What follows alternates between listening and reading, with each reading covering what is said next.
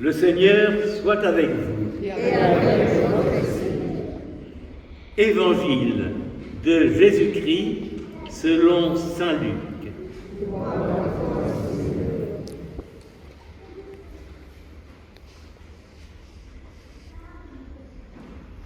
Le même jour, c'était le premier jour de la semaine, 2 disciples faisaient route vers un village appelé Emmaüs, à environ 2 heures de marche de Jérusalem, et ils parlaient entre eux de tout ce qui venait de se passer. Or, tandis qu'ils s'entretenaient et qu'ils s'interrogeaient, Jésus lui-même s'approcha et il se mit à marcher avec eux. Mais leurs yeux étaient empêchés de le reconnaître. Alors Jésus leur dit: « De quoi vous discutiez en marchant ?» Ils s'arrêtent, tout tristes. L'un des deux, qu'on appelait Cléophas, lui répondit: « Comment ? Tu es bien le seul étranger résidant à Jérusalem qui ignore les événements de ces jours-ci. » Il leur dit: « Quel événement ?» Ils lui répondirent: « Ce qui est arrivé à Jésus de Nazareth, cet homme qui était un prophète puissant par ses actes et ses paroles devant Dieu et devant tout le peuple, comme les grands prêtres et nos chefs l'ont livré. Ils l'ont fait condamner à mort et ils l'ont crucifié. Nous espérions que c'était lui qui allait délivrer Israël. Mais avec tout cela, voilà déjà le 3e jour qui passe depuis que ces événements sont arrivés. À vrai dire, les femmes de notre groupe nous ont remplis de stupeur. Quand déjà, dès l'aurore, elles sont allées au tombeau, elles n'ont pas trouvé son corps. Alors, elles sont venues nous dire qu'elles avaient même eu une vision des anges qui disaient « Il est vivant ». Quelques-uns de nos compagnes sont allés au tombeau et ils ont trouvé les choses comme les femmes l'avaient dit. Mais lui, ils ne l'ont pas trouvé. Il leur dit alors: « Esprit sans intelligence, comme votre cœur est lent à croire. Tout ce que les prophètes ont dit, ne fallait-il pas que le Christ souffrit cela pour entrer dans sa gloire ?» Et partant de Moïse, alors, il se met avec tous les prophètes. Il leur interpréta dans toute l'Écriture ce qui le concernait, lui, Jésus. Quand ils approchèrent du village où ils se rendaient, Jésus fit semblant d'aller plus loin. Mais ils s'efforcèrent de le retenir. « Reste avec nous, car le soir approche, et déjà le jour baisse. » Il entre donc pour rester avec eux. Quand il fut à table, ayant pris le pain, il prononça la bénédiction et l'ayant rompu, il le donna à chacun d'eux. Alors leurs yeux s'ouvrirent et ils le reconnurent, mais lui, il disparut à leur regard. Ils se dirent l'un à l'autre: « Notre cœur n'était-il pas brûlant en nous, tandis qu'il nous parlait sur la route et qu'il nous ouvrait les Écritures ?» À l'instant même, ils se levèrent, ils retournèrent à Jérusalem. Ils y trouvèrent réunis les 11 apôtres et leurs compagnons qui leur dirent: Oui, le Seigneur est vraiment ressuscité. Il est apparu à Simon-Pierre. À leur tour, il racontait ce qui s'était passé sur la route et comment le Seigneur s'était fait reconnaître par eux. C'était à la fraction du pain.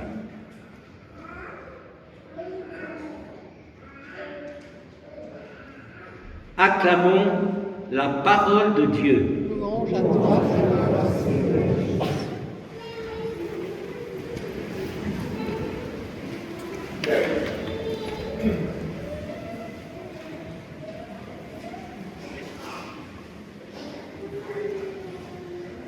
Je ne savais pas que vous seriez là, les louveteaux. Bon. Je vais tâcher de moduler mes paroles. Il y avait deux pèlerins. Ils sont enfermés dans leur souffrance. Ils sont brisés. Ils sont habités par la mémoire de ce qu'ils ont vécu, la mort, la violence, la solitude, le Messie mis en croix, leur maître crucifié. C'est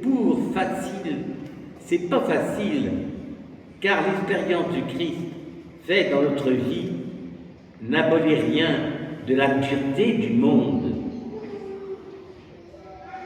Oui, la présence du Christ au cœur de ce monde n'abolit pas la liberté qui produit certaines duretés, certaines violences. Alors, il vient une parole de saint Paul qui dit « Rien ne peut nous séparer de l'amour du Christ, parce que rien ne peut empêcher le Christ de venir à notre rencontre. » Ce mot « venir », c'est ce qu'ils ont éprouvé marchant sur la route. Voilà que quelqu'un se met à côté d'eux. Bon, ils l'accueillent, mais les pèlerins sont brisés parce qu'ils sont enfermés dans leur illusion sur Dieu, sur ce prophète. Ils disaient, mais Dieu, on ne peut pas le mettre à mort. Dieu, ce prophète, il était venu nous dire et il est mis à mort. Ils sont brisés car ils ont dit, mais alors, Dieu est en échec, puisque son prophète est sur la croix. Dieu est en échec.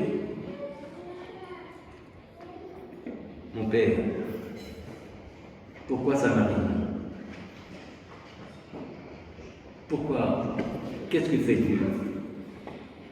Je le prie, il ne répond pas. Il m'a laissé dans la souffrance. Ouais, c'est un peu comme les pèlerins. Ce Jésus qui est là, il est, quand on le contemple, c'est un Jésus ressuscité. C'est un Jésus qui a vaincu la mort. Il est vivant près de Dieu. Il est la lumière de Dieu. Il est le Seigneur, habité par la gloire de Dieu. Ah, c'est un Jésus étonnant, cet homme, mais ils ne savent pas. Ils sont tout tristes. Il est mis à mort.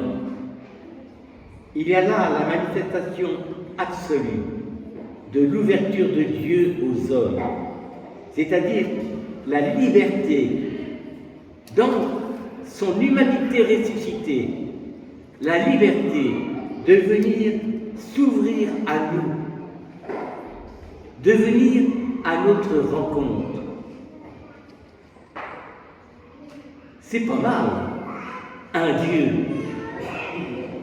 qui prend le temps de venir à la rencontre de ses frères les hommes.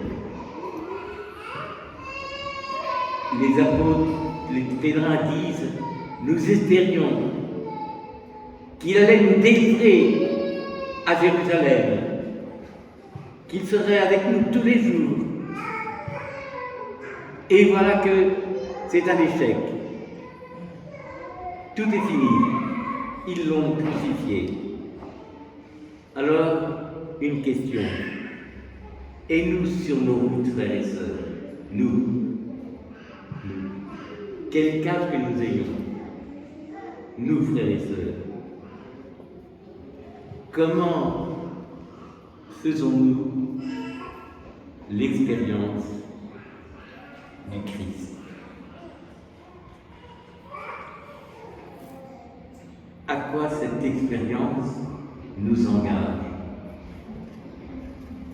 dans notre façon de vivre? On peut se demander qu'est-ce qui nous sépare du Christ ressuscité? Qu'est-ce qui nous empêche de faire l'expérience du Christ dans nos vies? Qu'est-ce qui m'empêche? Pourquoi? Parfois je doute. Et oui, pourquoi? Qu'est-ce qui m'empêche de faire l'expérience de ce Jésus qui vient à ma rencontre, comme à ses disciples? Il vient s'installer à côté de moi et il me parle. Qu'est-ce qui m'empêche de le reconnaître? Parfois, c'est notre indifférence, c'est nos distractions. Nous sommes occupés à d'autres choses. Parfois, Dieu est si loin.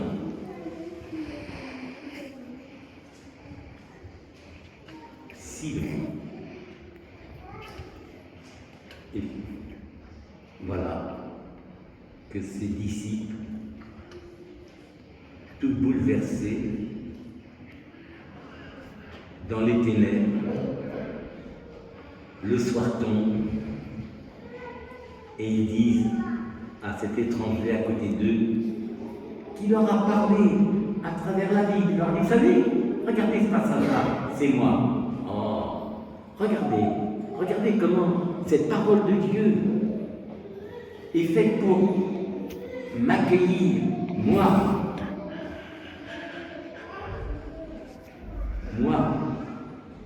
Regardez, il prend le temps de lire avec eux les Écritures, comme nous, ça nous arrive d'ouvrir la Bible, d'aller à la rencontre de ce Jésus qui, sur la route d'Emmaüs, vient à ma rencontre. Ça m'arrive d'ouvrir la Bible et de lire la parole et d'écouter ce qu'elle dit, cette parole de ce mystère d'un homme ressuscité. Alors, il leur dit, bon, vous m'invitez, je rentre avec vous. Et là se passe, et j'arrête sur ça, un moment assez étonnant. Il est rentré, ils sont dans les ténèbres un peu, et voilà qu'il s'assoit à table, et Jésus, cet étranger, prend du pain, rompt le pain, et leur donne.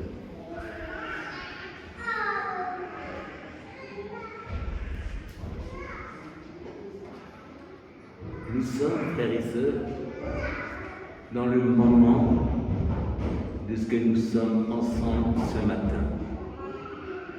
Le dialogue du pain rompu. Dieu, ce signe, le centre en est Jésus le ressuscité. Et c'est lui qui rompt le pain et il le leur donne. Le sacrement de l'Eucharistie que nous vivons, que vous êtes venus vivre, que je suis venu vivre avec vous. Le sacrement de l'Eucharistie, ce sont des gestes du Christ qui se révèlent, se donnant à ses disciples. Prenez, après avoir rompu le pain, prenez le pain. C'est le Jésus, c'est sa part. Le geste du pain rompu révèle l'acte de sa vie donnée, abandonnée au Père, livrée aux hommes. Celui, quand tout à l'heure je vais vous dire, j'ose vous dire, après avoir rompu, je vais prendre ce pain et je vais vous dire, prenez et mangez. C'est ce Jésus ressuscité, ayant vaincu la mort, ayant donné sa vie, ayant révélé l'amour de Dieu. C'est ce Jésus qui vient, comme sur la route des disciples, qui vient se donner à nous. Et qu'est-ce qui arrive aux disciples?